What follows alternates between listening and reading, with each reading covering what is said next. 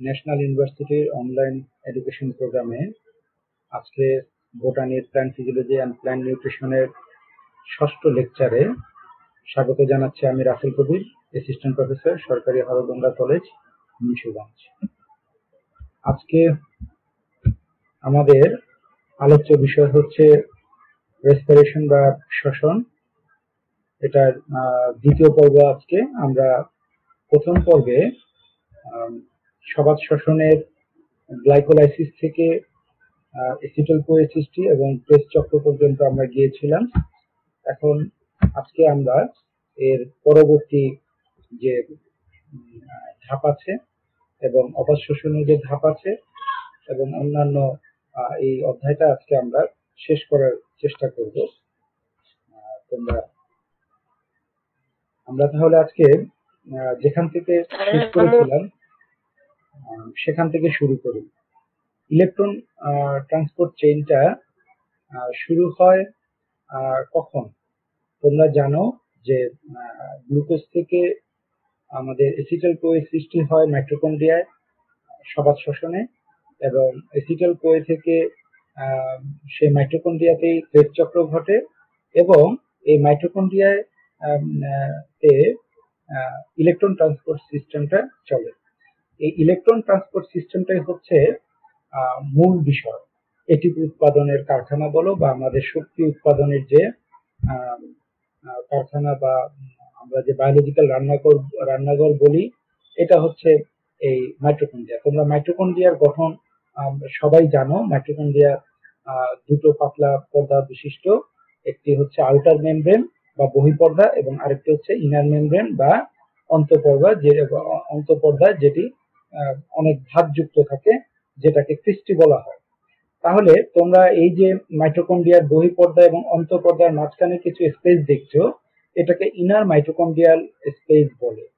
মানে বহিঃপর্দা এবং অন্তঃপর্দার মাঝখানেও কিছু জায়গা থাকে, আর অন্তঃপর্দার মাঝখানে যে জায়গাটা দেখছো এখানে থাকে ম্যাট্রিক্স। তাহলে মাইটোকন্ড্রিয়ায় কিভাবে আমাদের এই এখনো গ্লুকোজ থেকে শ্বসনের মাধ্যমে কিভাবে শক্তি তথা এটিপি উৎপন্ন হয় সেটা আমরা আজকে বোঝার চেষ্টা করব, এবং আশা করি এই যে শক্তি উৎপাদন আমাদের জীবের জন্য অতি প্রয়োজনীয়, সেই শক্তিগুলো কিভাবে কনভার্ট হয় মাইটোকন্ড্রিয়ায় সেটা আজকে তোমরা বুঝতে পারবে। এই চিত্রটার দিকে যদি তোমরা খেয়াল করো, এখানে দেখো যে আমাদের যে ইনার মেমব্রেনে কিছু এনজাইম দেয়া আছে, যেমন এটিপি সিনথেজ, তারপরে কিছু পাম্পার দেয়া আছে। হ্যাঁ, প্রোটন পাম্পার। প্রোটন তোমরা জানো হাইড্রোজেন আয়ন, এবং কিছু ইলেকট্রন পরিবাহক থাকবে, হ্যাঁ, যেগুলোকে আমরা রোমান সংখ্যায় নাম দিব। কিছু কমপ্লেক্স থাকবে, ইলেকট্রন ট্রান্সপোর্ট চেইন থাকবে, সেগুলো এই মাইটোকন্ড্রিয়ার ইনার মেমব্রেনে থাকবে। কেন ইনার মেমব্রেনে থাকবে? কারণ হচ্ছে ইনার মেমব্রেন কখনোই কোনো কিছু পারমিশন করে না আয়ন পরিবহনের জন্য। ফলে এই মাইটোকন্ড্রিয়ার ইনার স্পেস থেকে যদি কোনো কিছু ম্যাট্রিক্সে যেতে চায়, অথবা ম্যাট্রিক্স থেকে যদি কোনো কিছু এই মাইটোকন্ড্রিয়াল ইনার স্পেসে আসতে চায়, তাহলেই তোমার কোনো বাহকের প্রয়োজন হবে। তাহলে আমাদের এই মাইটোকন্ড্রিয়ার মধ্যে ইলেকট্রন ট্রান্সপোর্ট চেইনটা কিভাবে ঘটে এটা আমরা দেখে নিই। আগেই আমরা একটু বলে নেই যে ইলেকট্রন ট্রান্সপোর্ট চেইনের মূল উদ্দেশ্য হচ্ছে শক্তি উৎপাদন করা, যেই শক্তি ব্যয় করে এডিপি এবং এখনো অজৈব ফসফেট, ইনঅর্গানিক ফসফেট যুক্ত হয়ে এটিপি তৈরি করবে। আর ইলেকট্রন ট্রান্সপোর্ট চেইনের সর্বশেষ ইলেকট্রন গ্রহীতা হচ্ছে অক্সিজেন, যার জন্য এটাকে বলা হয় অক্সিডেটিভ ফসফোরাইলেশন। মানে সর্বশেষ গ্রহীতা অক্সিজেন যখন ইলেকট্রন গ্রহণ করে, তখন এডিপির সাথে এখনো ফসফেট যুক্ত হয়ে এটিপি তৈরি করে। আমরা জানি এটিপি যখন পরিণত হয়, শক্তিতে পরিণত হয়, তখন যেহেতু এখনো ফসফেট যুক্ত হয়, এই ফসফেট যুক্ত হওয়াকেই ফসফোরাইলেশন বলে, এবং যেহেতু এটা এটিপি এই অক্সিজেনের সাহায্যে ঘটে, এ কারণে এটাকে অক্সিডেটিভ ফসফোরাইলেশন বলে। তাহলে আমরা এসএসসিতে পড়েছি এই ইলেকট্রন ট্রান্সপোর্ট চেইনটা, যে কিভাবে ইলেকট্রন জারিত এবং বিজারিত করে আহ, বিভিন্ন বাহকের মাধ্যমে বাহিত হয়ে এটিকে উৎপন্ন করে। তো আমরা এখন একটু এটাকে বিস্তারিত বোঝার জন্য আমরা একটু আলোচনা করি, তাহলে আমি আশা করি যে তোমরা বিষয়টা আরো ক্লিয়ারলি বুঝতে পারবে যে এটা কিভাবে ঘটে। এই যে আমরা যে ইলেকট্রন বাহক চারটা কমপ্লেক্স আমরা রোমান সংখ্যায় দিচ্ছি নাম, রোমান 1, রোমান 2, রোমান 3 এবং রোমান 4। আর এর সাথে দুটো বাড়তি আমরা প্রস্থেটিক গ্রুপ দিয়েছি থাকে, সেটা হচ্ছে কোএনজাইম কিউ এবং সাইটোক্রোম সি। তাহলে এই যে তোমরা মাইটোকন্ড্রিয়ার স্পেস দেখছো, outer membrane, outer mitochondrial membrane এবং ইনার মাইটোকন্ড্রিয়াল মেমব্রেন, এবং এই আউটার মাইটোকন্ড্রিয়াল মেমব্রেন এবং ইনার মাইটোকন্ড্রিয়াল মেমব্রেনের মাঝখানে যে ফাঁকা জায়গাটা, এখানে বলা হয় ইনার মাইটোকন্ড্রিয়াল স্পেস। আর এরপরে এই অংশটা তোমরা দেখে নাও ম্যাট্রিক্স, যে ম্যাট্রিক্সে তোমার কি ঘটে, ক্রেবস চক্র ঘটে, বেটা অক্সিডেশন ঘটে, এবং এর ফলে আমরা জানি যে ক্রেবস চক্রে আমরা দেখেছি NADH এবং FADH2 উৎপন্ন হয়েছে। আচ্ছা, এখন আমরা আগে এই চারটা কমপ্লেক্সের নাম জেনে নিই। এই চারটা যে কমপ্লেক্স দেখছো, এল শেপের যে প্রথম কমপ্লেক্স, এই এল শেপের প্রথম কমপ্লেক্সের নাম হচ্ছে NADH dehydrogenase complex. NADH dehydrogenase কমপ্লেক্সের কাজ হচ্ছে NADH থেকে সে ইলেকট্রন গ্রহণ করবে। দ্বিতীয় যে কমপ্লেক্স দেখছো সেটার নাম হচ্ছে সাকসিনেট ডিহাইড্রোজিনেজ কমপ্লেক্স, এবং তৃতীয় যে কমপ্লেক্স রোমান সংখ্যা আমরা দিয়েছি, সেই তৃতীয় কমপ্লেক্সের নাম হচ্ছে সাইটোক্রোম রিডাক্টেজ অথবা কিউ সাইটোক্রোম সি অক্সিডো রিডাক্টেজ নামে পরিচিত। আর চতুর্থ যে কমপ্লেক্স, সেই চতুর্থ কমপ্লেক্সকে আমরা সাইটোক্রোম সি অক্সিডেজ বলি। তাহলে এছাড়া দুটো প্রস্থেটিক গ্রুপ আছে। তো প্রথমেই আমাদের এই NADH থেকে ইলেকট্রন গ্রহণ করবে ফ্লেভিন মোনোনিউক্লিওটাইড। ফ্লেভিন মোনোনিউক্লিওটাইড আবার সেই ইলেকট্রনকে পাঠিয়ে দিবে কোথায়, আয়রন সালফার প্রোটিনে। আয়রন সালফার প্রোটিন যে কাজটি করবে, সেখানে আয়রন ফেরাস এবং ফেরিকে পরিণত হবে, মানে একবার জারিত হবে একবার বিজারিত হবে, এভাবে জারিত বিজারিত হওয়ার মাধ্যমে ইলেকট্রন আদান প্রদান করবে, এবং সবশেষে তারা ইলেকট্রনটা পাঠিয়ে দিবে কোথায়, এই কোএনজাইম কিউতে। আমরা বলেছি যে এই চারটির বাইরেও আরো দুটি প্রস্থেটিক গ্রুপ আছে, তার মধ্যে একটি হচ্ছে কোএনজাইম কিউ, সে কিউতে পাঠাবে। এই যে ঘটনাটা ঘটলো, এই ঘটনা ঘটার ক্ষেত্রে এখানে সে এই প্রোটন কিন্তু ইনার স্পেসে, মাইটোকন্ড্রিয়াল ইনার স্পেসে সে পাম্প করে ফেললো। আর এরপরে আবার যখন এই ইলেকট্রনটা এই কোএনজাইম কিউ তে আসলো, তখন এই কোএনজাইম কিউ যেটা করবে সেটা হচ্ছে এই প্রোটনের সাথে ইলেকট্রনটা যুক্ত হয়ে ইউবি কুইনল তৈরি করবে। এই ইউবি কুইনল হচ্ছে আরেকটি প্রস্থেটিক গ্রুপ। এই ইউবি কুইনলও ইলেকট্রন গ্রহীতা। এখন দেখো, আমাদের ক্রেবস চক্রে যে সাকসিনেট থেকে ফিউমারেটে পরিণত হয়েছিল, সেই সাকসিনেট ডিহাইড্রোজিনেজ এনজাইম এই ফিউমারেট তৈরি করার সময় এক অণু FADH2 উৎপন্ন করেছিল। সেই FADH2 এখন হচ্ছে ইলেকট্রন দাতা। সেই FADH2 এর ইলেকট্রন প্রথমে আয়রন সালফেট প্রোটিন গ্রহণ করবে, এবং সেই আয়রন সালফার প্রোটিন পাঠিয়ে দিবে ইউভি কুইনলের কাছে। এরপরে এই ইউভি কুইনল কি করবে, এটাকে তৃতীয় যে আমাদের কমপ্লেক্স আছে, কমপ্লেক্স নাম্বার 3, সেই থার্ড কমপ্লেক্স আমরা বলি এই কারণে যে কমপ্লেক্স বলতে এখানে অবশ্যই অনেকগুলো তোমার যৌগ আছে। তো সেখানে প্রথম যৌগ হিসেবে সাইটোক্রোম C1 ইলেকট্রন গ্রহণ করে সেটাকে আবার আয়রন সালফেটের কাছে পাঠিয়ে দিবে। আয়রন সালফেট আবার এটাকে গ্রহণ করে সাইটোক্রোম বি এ পাঠাবে, এবং সাইটোক্রোম বি সেটাকে এই গ্রুপ থেকে বের করে বাইরে যে প্রস্থেটিক গ্রুপ সাইটোক্রোম সি এ পাঠাবে। এই ঘটনার ক্ষেত্রে যে শক্তি উৎপন্ন হলো, সেই শক্তি দিয়ে আবার ইনার স্পেসে, মাইটোকন্ড্রিয়াল ইনার স্পেসে কিছু হাইড্রোজেন আয়ন বা প্রোটন পাম্প হলো। এবার দেখো সাইটোক্রোম সি থেকে সেই ইলেকট্রন চলে গেল কি কমপ্লেক্স ফোরে। কমপ্লেক্স ফোরেও এরকম অনেক যৌগ আছে। তো ইলেকট্রন গ্রহীতার প্রথম যৌগ যে মূল যে কপার, সে কপার গ্রহণ করে সেটা সাইটোক্রোম এ কে এতে পাঠালো এবং সাইটোক্রোম এ থেকে ইলেকট্রন কপারে আসলো। কপার থেকে আবার সাইটোক্রোম এ থ্রি হয়ে সর্বশেষ যে ইলেকট্রন গ্রহীতা আমরা জানি অক্সিজেন, সেই ইলেকট্রন গ্রহণ করে তার সাথে প্রোটন মিলে তোমার কি করলো, সে এই জারিত হয়ে তাকে একদম পানি তৈরি করলো। এই যে ঘটনাটা ঘটলো, এই ঘটনার ক্ষেত্রেই আমরা দেখছি যে এখানে যে শক্তিটা উৎপন্ন হলো সে শক্তি দিয়ে আবার তোমার এই প্রোটন পাম্প হলো ইনার মাইটোকন্ড্রিয়াল স্পেসে। তাহলে এখন তোমরা একটা জিনিস খেয়াল করো, ইনার মাইটোকন্ড্রিয়াল স্পেসে প্রোটনের কনসেন্ট্রেশন বা ঘনত্ব বেড়ে গেল কম্পেয়ার টু দা ম্যাট্রিক্স। তাহলে ম্যাট্রিক্সে তোমার কমে গেল প্রোটন। তাহলে প্রোটন কমে গেলে এখানে ঋণাত্মক আধান তৈরি হয়েছে আর এখানে ধনাত্মক আধান তৈরি হয়েছে। এখন যেটা করতে হবে, এই ধনাত্মক আধান এবং ঋণাত্মক আধানের ফ্লো হবে। কিন্তু আমরা আগেই বলেছি যে মাইটোকন্ড্রিয়ার অন্তঃপর্দা অভেদ্য, ফলে এখান থেকে প্রোটন আসতে হলে আমাদের আরেকটি বাহক দরকার, যেটাকে আমরা জানি যে এটিপি সিনথেজ বলে। এই এটিপি সিনথেজের কাজ হচ্ছে প্রোটনকে এখানে ফ্লো করা।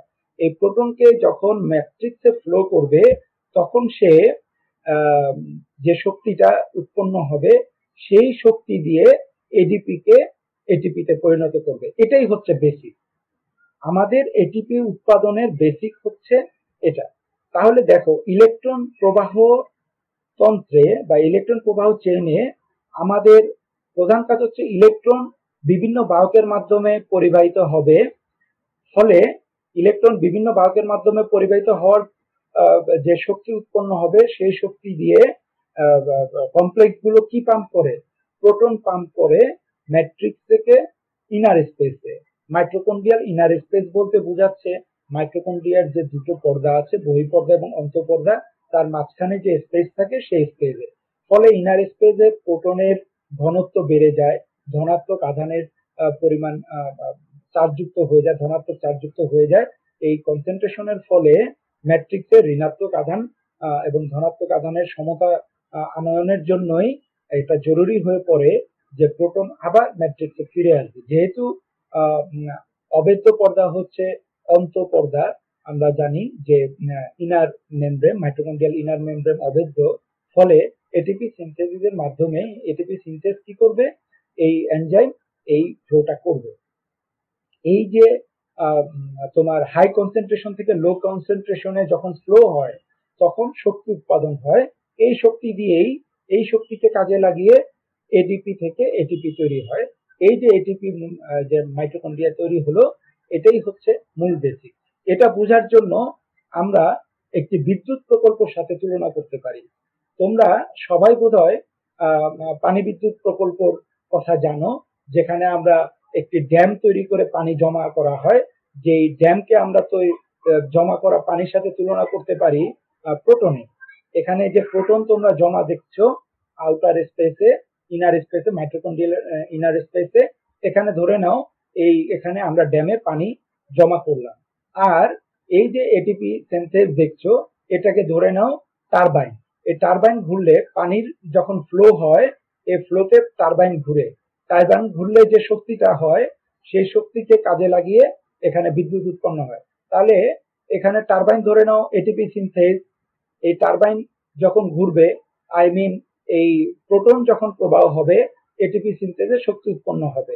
এই শক্তিটাকে কাজে লাগিয়ে যে বিদ্যুৎ উৎপাদন করে সেটাই ধরে নাও এই শক্তিটা হচ্ছে এটিপি। তাহলে তোমাদের এই জিনিসটা বোঝার জন্য আমরা এটাকে তুলনা করতে পারি একটা বিদ্যুৎ প্রকল্পের সাথে। যে বিদ্যুৎ প্রকল্পে যখন এই পানিগুলোকে হাইড্রোজেন আয়ন হিসেবে যদি আমরা ধরি, যখন এটা ফ্লো করে সেই ফ্লোতে টারবাইন ঘুরে শক্তি উৎপাদন করে, সেই শক্তিটাই বিদ্যুতে পরিণত হয়। তাহলে টারবাইনকে আমরা এটিপি সিনথেসের সাথে তুলনা করেছি এবং বিদ্যুৎকে আমরা এটিপির সাথে তুলনা করেছি। তাহলে মাইটোকন্ড্রিয়ায় এটিপিটা এইভাবেই উৎপন্ন হয়। তাহলে ইলেকট্রন প্রবাহ চেইন তোমরা দেখলে ইলেকট্রন ট্রান্সপোর্ট চেইন, সেই ক্ষেত্রে তোমরা দেখলে যে ইলেকট্রন ট্রান্সপোর্ট চেইনে বিভিন্ন বাহকের মাধ্যমে ইলেকট্রন ট্রান্সপোর্ট হয়েছে। ইলেকট্রন ট্রান্সপোর্টের মূল উদ্দেশ্য কি? ইলেকট্রন ট্রান্সপোর্টের মূল উদ্দেশ্য হচ্ছে মাইটোকন্ড্রিয়াল ইনার মেমব্রেনে প্রোটনের কনসেন্ট্রেশন বাড়ানো। আর এই প্রোটনের কনসেন্ট্রেশন যখন বাড়বে, তখন এই প্রোটন যখন আবার এটিপি সিনথেজ দিয়ে ম্যাট্রিক্সে আসবে, এই ফ্লো থেকে যে শক্তিটা উৎপন্ন হবে, সেই শক্তিকে কাজে লাগিয়ে কি উৎপন্ন হবে? এটিপি উৎপন্ন হবে। This is the basis of ATP সিনথেজ, ATP synthesis in mitochondria. তাহলে আশা করি তোমরা বুঝতে পেরেছো। আর এখন যদি এই ভিডিও দেখার সাথে সাথে তোমরা যদি একটু বই পড়ে নাও যে কিভাবে পরীক্ষার খাতায় লিখতে হবে, কিভাবে চিত্র দিতে হবে, এবং আমি যে বর্ণনাগুলো দিয়েছি সেই বর্ণনাগুলোই আছে। তোমরা যদি এখানে খেয়াল করো, আমাদের ওই যে রঙিন চিত্রের সাথে তোমরা যখন পরীক্ষার খাতায় সাদা কালো চিত্র আঁকবে, এবং তোমরা অবশ্যই এই চিত্রটাকে বুঝে দিবে, এবং যদি তোমাদের বুঝতে অসুবিধা হয় তাহলে এই ভিডিওটাকে আরেকবার দেখবে যে কিভাবে বিভিন্ন কমপ্লেক্স ইলেকট্রন গ্রহিতা নিয়ে গঠিত বিভিন্ন কমপ্লেক্সের মাধ্যমে ইলেকট্রন পরিবাহিত হয়ে সেই শক্তিকে কাজে লাগিয়ে তোমার মাইটোকন্ড্রিয়াল ইনার স্পেস বা অন্তঃঝিল্লির যে জায়গা আছে, সেই জায়গায় প্রোটনের ঘনত্ব বৃদ্ধি করে সেই প্রোটনকে আবার এটিপি সিনথেসের মধ্যে দিয়ে ফ্লো করে যে শক্তি উৎপন্ন হয়, সেই শক্তি দিয়ে এটিপিটা তৈরি হয়। এই ঘটনাটা কিন্তু আমরা ওই আমাদের জলবিদ্যুৎ প্রকল্পের সাথে তুলনা করতে পারি, যেখানে পানি জমা করে আমরা এখানে যেমন প্রোটন জমা করেছি, ঠিক একই তথ্য হচ্ছে এখানে তোমার পানি জমা করে আমাদের সেই পানি জমাকৃত পানিকে তোমার ড্যামের মধ্যে দিয়ে প্রবাহিত করে সেই ফ্লো যখন পানি যখন তীব্র বেগে নামে, সেই ফ্লো থেকে টারবাইন ঘুরালে যে তোমার এনার্জি জেনারেট হয়, সেই এনার্জি থেকে আমরা ইলেকট্রিসিটি পাই। The same concept used by this. এখানে আমরা দেখেছি যে এই ফ্লো যখন প্রোটনের ফ্লো যখন ম্যাট্রিক্সের দিকে প্রবাহিত হয়, তখন এটিপি সিনথেজে যে শক্তিটা আমরা পাই, সেই শক্তিটাকেই তোমার এনার্জিতে পরিণত করে এটিপি উৎপাদনের মাধ্যমে। তো তোমরা আশা করি যে এখন ইলেকট্রন ট্রান্সপোর্ট সিস্টেম বা ইলেকট্রন ট্রান্সপোর্ট চেইনটা বুঝতে পেরেছো, এবং এই যে আমরা সবাত শোষণের 4টি ধাপ বর্ণনা করলাম, এই সবাত শোষণের 4টি ধাপ শেষে আমাদের কি পরিমাণ এটিপি উৎপন্ন হতে পারে, আমরা আমাদের প্রচলিত ধারণার একটি হিসাব আমরা এখানে করি এটিপি প্রোডাকশনের, এটিপি প্রডিউসের। যদিও আধুনিক ধারণায় কম বেশি আছে, আধুনিক ধারণা 32 আর প্রচলিত ধারণা 38। আমাদের বইয়ে যেহেতু 38 আছে, আমরা এখানে 38 অণু এটিপি দেখাচ্ছি। তোমরা সবাত শোষণের প্রথম ধাপ দেখো। সবাত শোষণের প্রথম ধাপ ছিল গ্লাইকোলাইসিস। সেখানে তোমরা দেখেছিলে যে 2 অণু এটিপি এবং 2 অণু এনএডিএইচ আমরা পেয়েছিলাম। আর এসিটাইল কোয়ের সৃষ্টিতে আমরা পেয়েছিলাম 1 অণু এনএডি। আর ক্রেবস চক্রে আমরা পেয়েছিলাম 1 অণু এটিপি এবং তার সাথে পেয়েছিলাম 3 অণু এনএডি এবং তার সাথে পেয়েছিলাম 1 অণু এফএডি। এই যে আমাদের এই প্রোডাকশন গুলো গ্লাইকোলাইসিস থেকে ক্রেবস চক্র পর্যন্ত আমরা পেলাম, এগুলোকে আমরা যদি হিসেবে নেই, এগুলো যদি ইলেকট্রন ট্রান্সপোর্ট চেইনে পরিবাহিত হয়, তাহলে কত অণু এটিকে উৎপন্ন করবে? তোমরা খেয়াল করো, আমরা জানি যে আমরা আগের ক্লাসেও বলেছি যে 1 অণু এনএডিএইচ থেকে 3 অণু এটিপি উৎপাদন হতে পারে। 1 অণু এনএডিএইচ যে পরিমাণ প্রোটন ফ্লো করে, সেই পরিমাণ প্রোটন আবার ম্যাট্রিক্সে পরিবাহিত হওয়ার সময় সেই শক্তি দিয়ে 3 অণু এটিপি উৎপন্ন হতে পারে। একইভাবে এক অণু এফএডি যে পরিমাণ প্রোটন ফ্লো করে সেই পরিমাণ প্রোটন পাম্পকৃত প্রোটন আবার যখন ম্যাট্রিক্সে ফ্লো করবে তখন আমরা 2 অণু এটিপি পেতে পারি। তাহলে এখন যদি তোমরা হিসাবটা দেখো, এই গ্লাইকোলাইসিসে 2 অণু এটিপি এবং 2 অণু এনএডিএইচ কে যদি তুমি 6 অণু এটিপি ধরো তাহলে 8 অণু এটিপি, এবং এসিটাইল কোয়েতে ওই 1 অণু এটিপি কে তোমরা 6 অণু এটিপি ধরবে। এই কারণে যেহেতু 1 অণু গ্লুকোজ থেকে 2 অণু এসিটাইল কোয়ে তৈরি হয়, তাহলে এখানে 2টি চক্র চললে আমরা 6 অণু এটিপি পাবো। আবার একইভাবে ক্রেব চক্র 2টি করে চলে, তাহলে 2টি এসিটাইল কোয়ে তৈরি হলে 2টি ক্রেব চক্র চলবে, তাহলে 1 অণু এটিপি এবং 3 অণু এনএডিএইচ থেকে আমাদের যে প্রাপ্য যে এটিপি সেটাকে যদি তুমি ডাবল করো তাহলে দেখবে যে এটা সেই পরিমাণটাই আমরা পাচ্ছি। তাহলে এখন যদি আমরা সেই হিসাবটা আমরা দেখি তাহলে দেখা যাচ্ছে যে এসিটাইল কোয়ে এবং সৃষ্টি গ্লাইকোলাইসিস এবং ক্রেব চক্র, এই তিনটাকে যদি তোমরা দেখো, আমাদের যে নিট উৎপাদন যদি তোমরা দেখো, এই নিট উৎপাদনে আমরা যে হিসাবটা আমরা দেখলাম সেখানে 38 অণু এটিপি আমরা পাই। কারণ এখানে তোমাদের যে 2 অণু এনএডিএইচ এটাকে আমরা ধরেছি 6 অণু এটিপি, তাই না?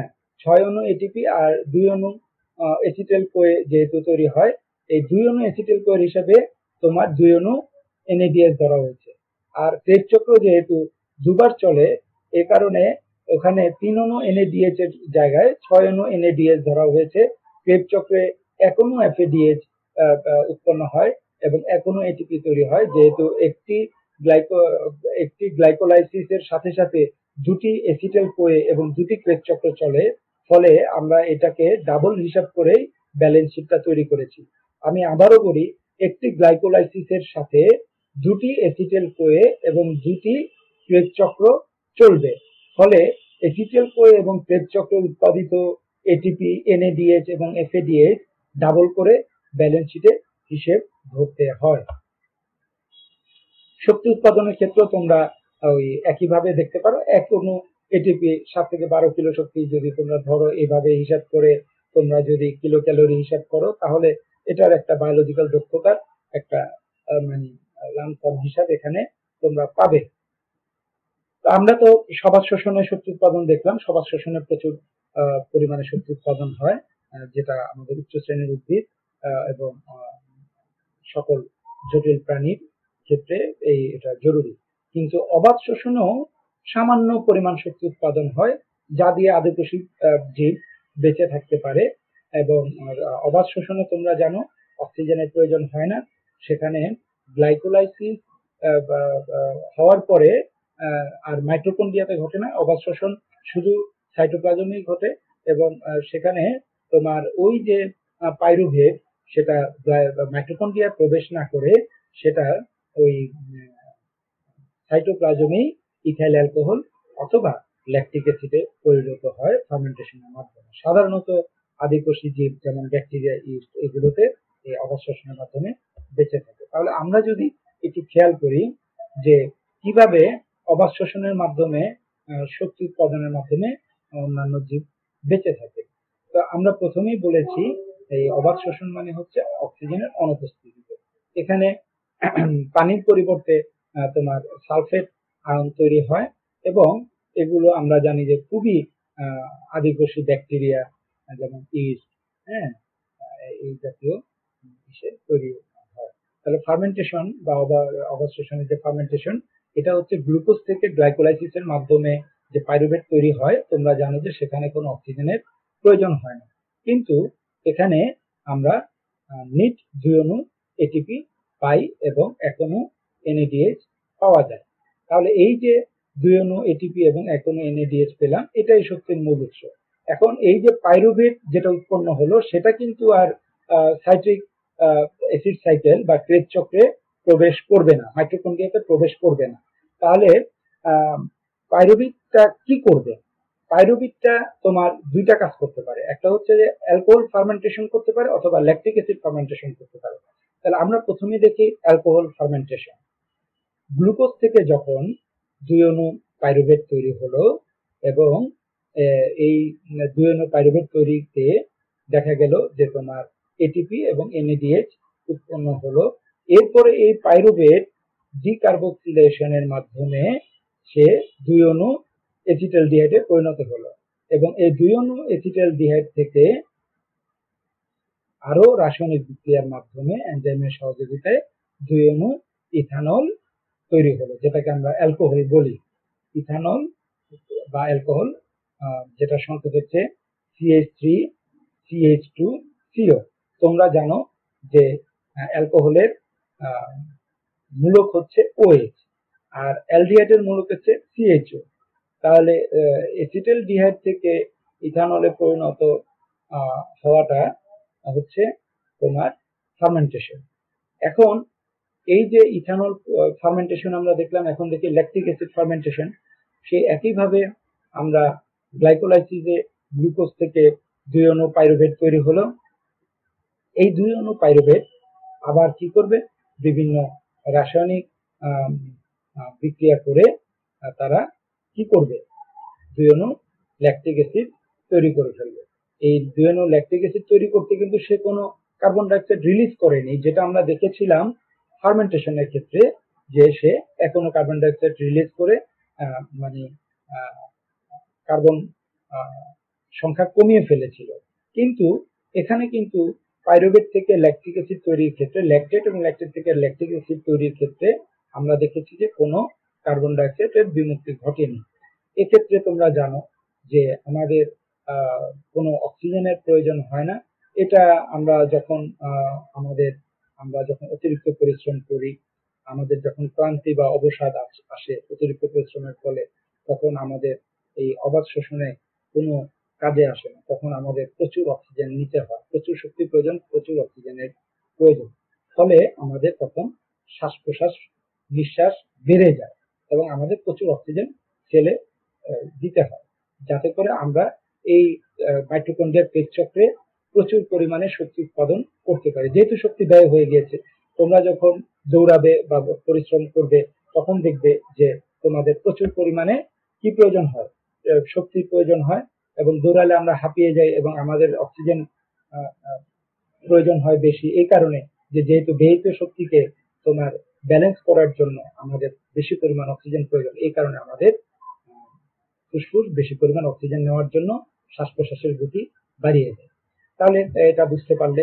আর তোমরা যদি পরীক্ষার খাতায় ছোট প্রশ্ন হিসেবে এই অবাধ শোষণ আসে, তাহলে তোমরা এই ফার্মেন্টেশনটা লিখতে পারো এভাবে, পাইরুভিক অ্যাসিড থেকে কিভাবে ইথানল তৈরি হয় আর পাইরুভিক অ্যাসিড থেকে কিভাবে ল্যাকটিক অ্যাসিড সৃষ্টি হয়। এখানে আমরা বিক্রিয়া সহ দিয়ে দিয়েছি।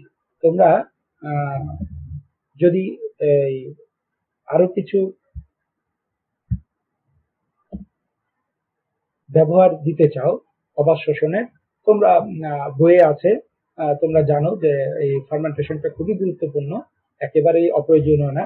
সবাদ শোষণ যেমন আমাদের বেঁচে থাকার জন্য প্রয়োজন, অবাধ শোষণও আমাদের বিভিন্ন শিল্পের প্রয়োজন, বিশেষ করে পাউরুটি শিল্প, মদ্য শিল্প, অ্যালকোহল প্রস্তুতিতে, দুগ্ধ শিল্প, ওষুধ শিল্প, চা এবং তামাক শিল্প, পাটের তন্তু নিষ্কাশনে, চামড়া শিল্পে, এনজাইম উৎপাদনে, ভিটামিন তৈরিতে নানা কাজে ব্যবহৃত হয়। এবং বর্তমানে তোমরা জানো যে অ্যালকোহলটা আমাদের এই বিভিন্ন জীবাণুনাশক হিসেবে ব্যবহৃত হচ্ছে। তো এটার গুরুত্ব কিন্তু একেবারেই কম না শিল্প ক্ষেত্রে। এখন আমাদের সবাদ শোষণ এবং অবাধ শোষণ শেষ। তো আমরা কিন্তু দেখেছি যে দুটা শোষণে, সবাদ শোষণ এবং অবাধ শোষণ দুটা শোষণেই কিন্তু গ্লুকোজ ব্যবহৃত হয়েছে এবং গ্লুকোজ কিন্তু বিভিন্ন চক্রের মাধ্যমে আবর্তিত হয়ে সবশেষে এটিপি তৈরি করেছে বা শক্তি তৈরি করেছে। কিন্তু একটি পরীক্ষায় দেখা গিয়েছে কোনো কোনো সময় গ্লুকোজের পরিবর্তে পেন্টোজ ফসফেট ও এই মানে চক্রে আবর্তিত হয় এবং শক্তি উৎপন্ন করে। তাহলে এই পেন্টোজ ফসফেট পাথওয়েটা কি? পেন্টোজ ফসফেট পাথওয়েটা হচ্ছে একই জিনিস, কিছুটা ভিন্নতা আছে। এটা গ্লুকোজ দিয়ে শুরু না হয়, গ্লুকোজ 6 ফসফেট দিয়ে শুরু হয়, এবং গ্লুকোজ 6 ফসফেট থেকে যখন পেন্টোজ ফসফেট তৈরি হয়, এতে তোমার জারণ ঘটে। তাহলে গ্লুকোজ 6 ফসফেট থেকে পেন্টোজ ফসফেট পর্যন্ত বিক্রিয়া উৎপন্ন হওয়া পর্যন্ত বিক্রিয়াকে আমরা জারণ পর্যায়ে বলবো।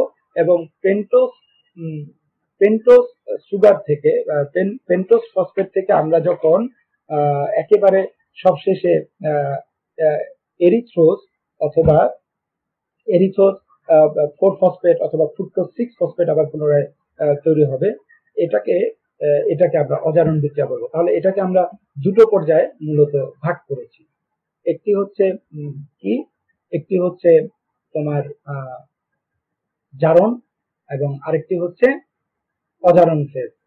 মানে এখানে তোমরা দেখো, এখানে গ্লুকোজ থেকে যখন গ্লুকোজ 6 ফসফেট তৈরি হবে তখন থেকে এটা শুরু হবে। তাহলে এই ফসফেটটাকে আমরা দুটো পর্যায়ে ভাগ করে আলোচনা করি, এবং তোমরা বইও দেখবে যে এটা দুটো ফেজে ভাগ করা আছে। তাহলে জারণ পর্যায়ের প্রথম স্টেপে কি হয়, আমরা বলেছিলাম গ্লুকোজ 6 ফসফেট দিয়ে এটা শুরু হবে। গ্লুকোজ 6 ফসফেট জারিত হয়ে এবং জারিত হওয়ার ক্ষেত্রে কি ঘটবে, যে তোমার NADPH জারিত হবে, এবং NADPH জারিত হয়ে এটা কিসে পরিণত হবে,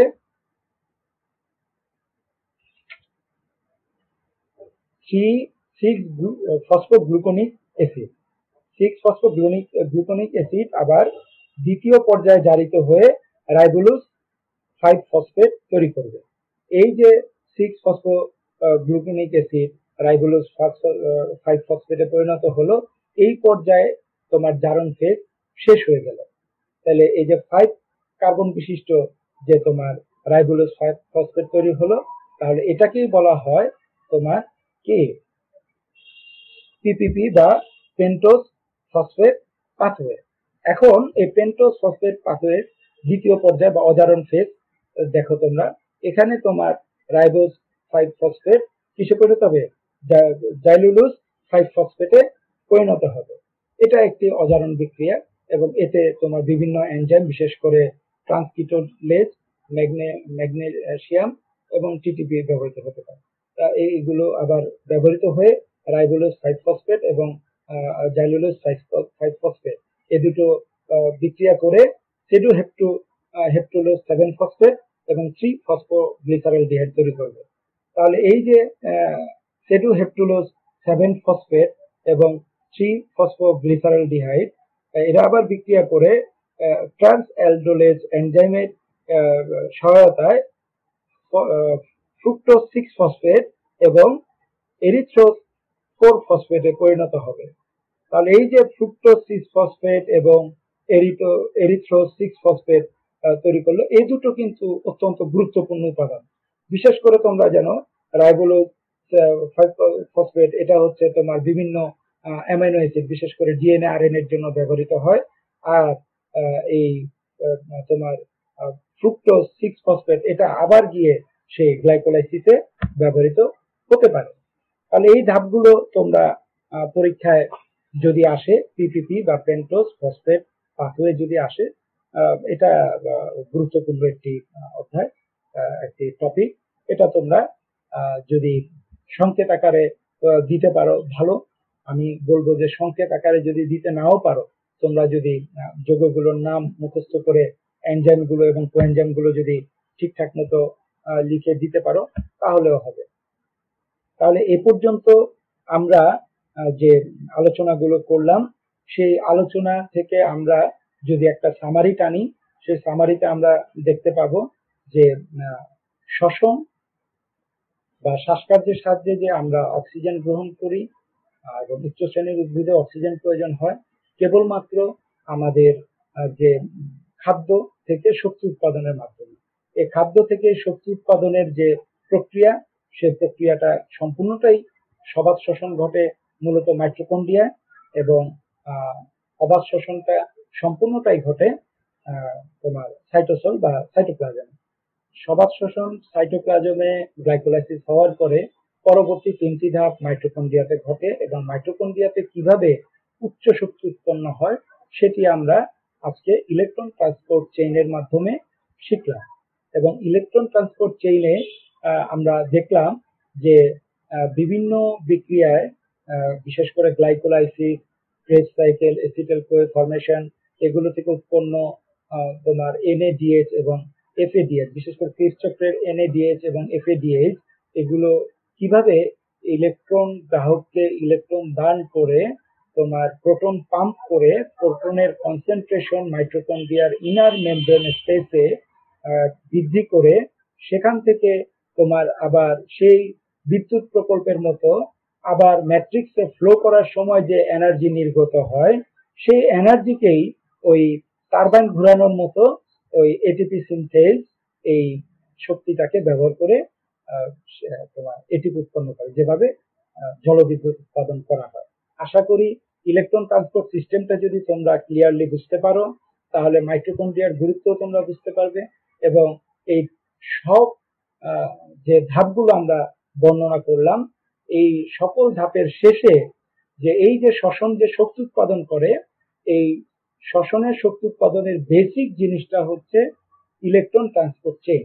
এই ইলেকট্রন ট্রান্সপোর্ট চেইনে গিয়েই মূলত আমাদের এটিপি সিনথেসিসটা হচ্ছে এবং এই এটিপি সিনথেসিস হওয়ার পরে আমাদের এই এটিপি গুলোই আবার অন্যান্য যে রাসায়নিক জৈব রাসায়নিক বিক্রিয়াগুলো ঘটে সেই জৈব রাসায়নিক বিক্রিয়ায় এই এটিপি গুলো আবার কি করে শক্তি প্রবাহ করে, শক্তি প্রোভাইড করে। এই এটিপি হচ্ছে এক ধরনের বায়োলজিক্যাল পয়েন্ট। তাহলে আমার মনে হয় যে এই সবাত শ্বসন এবং অবাত শ্বসনে যে আজকে আমাদের যে আলোচনা আমরা এই দুই পর্বের আলোচনা আজকে আমরা শেষ করলাম। আশা করি তোমরা বুঝতে পেরেছো। তারপরে যদি তোমাদের কোনো সমস্যা থাকে আমাকে এই ভিডিওর কমেন্টে লিখতে পারো, আমি যথাসময়ে উত্তর দিয়ে দিব। এবং আর কোনো যদি টপিক তোমাদেরকে মনে হয় যে আমি দ্রুত বর্ণনা করে গিয়েছি তাহলে ভিডিওটি আরেকবার দেখবে। আর রেফারেন্স বইগুলো দিয়েছি, এগুলো তোমরা ডাউনলোড করে ইন্টারনেট থেকে নামিয়ে পড়তে পারবে এবং কিছু লিংক আমি দিয়ে দিব ডেসক্রিপশনে, সেই লিংক থেকেও তোমরা এই ভিডিও ডেসক্রিপশন আরো উন্নত চিত্র তোমরা ইচ্ছা করলে দেখতে পারবে। আমি চেষ্টা করেছি কতটা সহজভাবে উপস্থাপন করা যায়। এখন বাকিটা হচ্ছে তোমাদের মানে রিসিপশনের ব্যাপার। তোমরা যদি এই জিনিসটাকে একটু বারবার দেখে বোঝার চেষ্টা করো তাহলে আমি আশা করি যে বুঝতে পারবে। এখন আমরা শেষ পর্যায়ে চলে আসছি। আমি এই ভিডিওটা শেষ করার আগে তোমাদের থেকে বিদায় নিয়ে প্রশ্ন নিব। আশা করি তোমরা ভালো থাকবে এবং পড়াশোনা চালিয়ে যাবে। তোমাদের সুস্বাস্থ্য কামনা করে আমার ক্লাস এখানেই শেষ করছি।